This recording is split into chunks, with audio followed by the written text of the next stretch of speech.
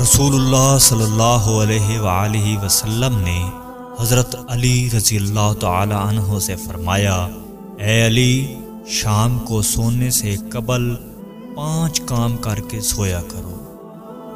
1، 4000 دینار صدقہ کرنا، یعنی سورہ فاتح 4 مرتبہ پڑھا کرو۔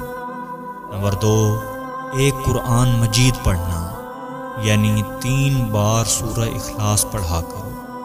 نمبر 3، 2 لڑنے والوں میں صلح کروانا، یعنی استغفر اللہ ربی من کل ذنب و اتوب الیہ 10 مرتبہ پڑھا کرو۔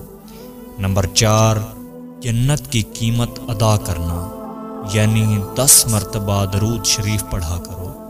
نمبر 5، ایک حج کرنا، یعنی 4 مرتبہ تیسرا کلمہ پڑھا کرو۔